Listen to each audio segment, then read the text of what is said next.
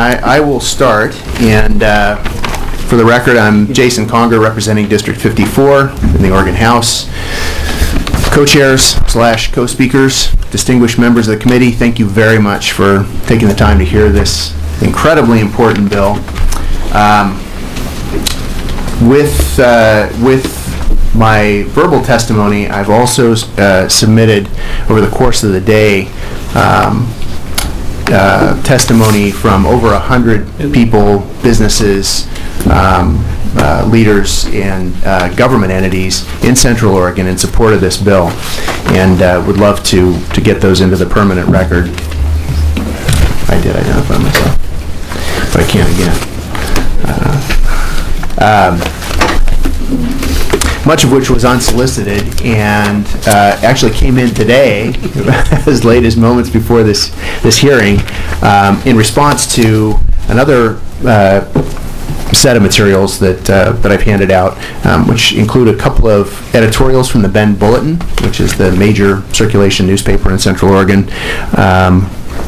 One of the editorials is just generally in support of the bill, and the other asks citizens who support the bill to submit their testimony. So there was a real grassroots response to that.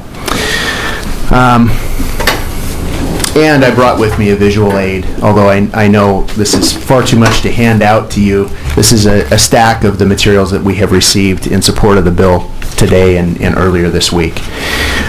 So, by way of background, OSU Cascades is a branch campus of OSU located in Bend, and currently leases an entire building on the Central Oregon Community College campus on the west side of Aubrey Butte.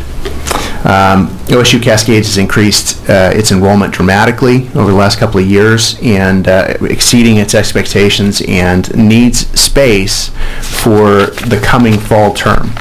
So the choice before us is whether or not OSU Cascades should lease or buy additional facilities. House Bill 3627 simply authorizes the treasurer to issue $1.95 million in lottery bonds, the proceeds of which will contribute to the payment of the purchase price for a building to house OSU graduate programs, OSU Cascades graduate programs in Bend. It will also contribute towards the cost of improvements, tenant improvements, and moving costs to locate for the fall term. It will contribute, I say, because it will be matched by funds that are held by OSU Cascades, which include a significant amount of local donations, one of which, and the most important of which, is an $800,000 pledge from a single anonymous donor that is contingent on those funds being applied to the purchase of a building. So in addition to that, that's reason number one, but let me give you a couple of other reasons why we should support this bill, and why we should purchase and not lease a facility for OSU Cascades. Again, the first is the matching funds that are available and contingent on the purchase of a building. I think that's pretty critical. The second is, this is an opportunity to purchase an asset for OSU Cascades at a fraction of what it would normally cost, and at a fraction of what it would cost to build. In addition to the other materials that I handed out to you, and I think you probably have at this point, behind the Bend Bulletin editorials, there's pieces of the extensive analysis that was prepared in diligence in selecting this building.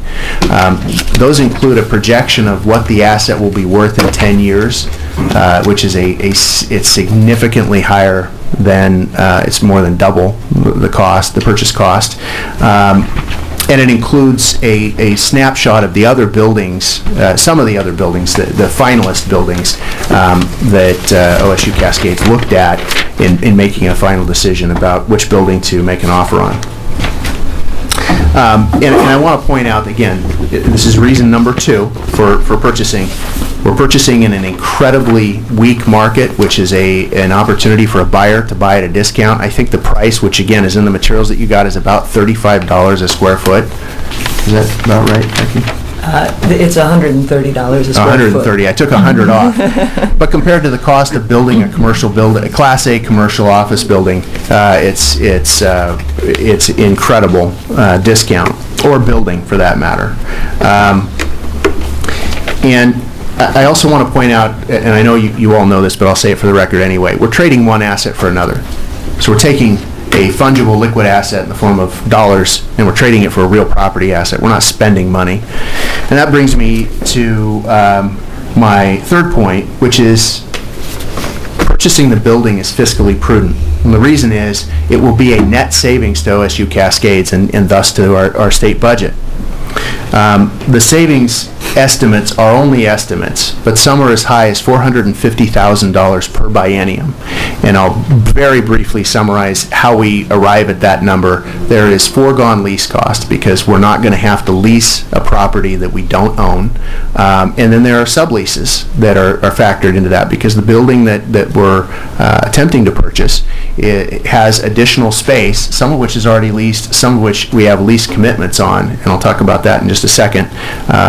And so the combined impact of the subleases, the saved lease cost for OSU Cascades is a significant budgetary benefit, no matter what estimate you look at. And again, they do vary from about $330,000 to $450,000 per biennium or more. It's significant.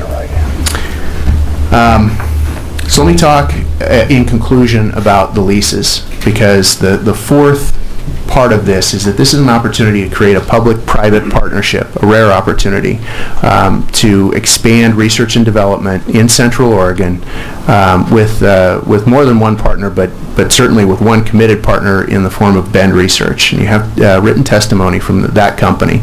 That company is a pharmaceutical research and development company that has expressed an interest in co-locating, meaning subleasing space, again, benefiting our revenue, I guess. It'd be a revenue benefit for us. Co-locating with OSU Cascades and developing a now I'm being redundant, building out a research and development center there. And that could lead to, we hope, eventually the location of very, very valuable scientific equipment that OSU Cascades would never have access to otherwise, and benefits for faculty and staff, as well as economic development opportunities in the long run. So we're extremely excited about that. I also want to mention briefly that we think that there's